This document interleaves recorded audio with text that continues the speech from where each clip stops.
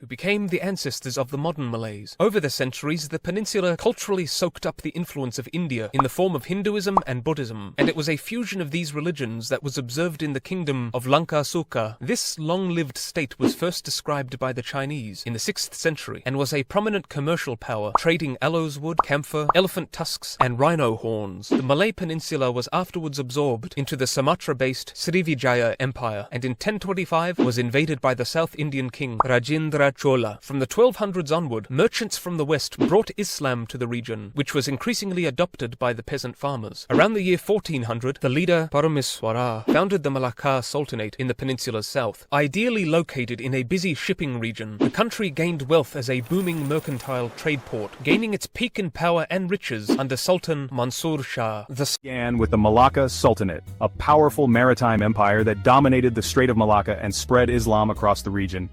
Then came the colonizers. First the Portuguese, then the Dutch, and finally the British, who ruled over British Malaya for over a century.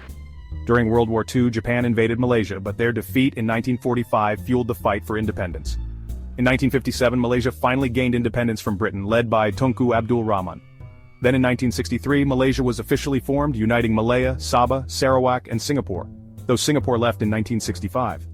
Since then, Malaysia has grown into a thriving nation with a booming economy, cultural diversity, and iconic landmarks like the Petronas Towers. And that's the entire history of Murugan Temple in Ipoh. Murugan temples in The formation of Murugan temples in Malaysia is closely tied to the history of Indian migration, particularly Tamil Hindus, during the British colonial era. The British brought a large number of Tamil laborers from South India to Malaysia to work in rubber plantations, railways, and tin mines. These Tamil migrants carried their religious traditions and built temples dedicated to Lord Murugan, who is a widely worshipped deity in Tamil Nadu. Small Murugan shrines were built in plantations and estates by Tamil workers for daily worship. The most famous Murugan temple in Malaysia, Batu Caves, was founded by Tamil trader K. Thambusami Pillai in the late 19th century.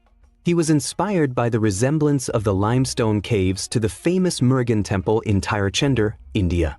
As Tamil communities expanded into towns and cities, larger temples were built, such as the Sri Thandayuthapani temple in Penang and the Kolumalai Murugan temple in Ipoh. Murugan temples in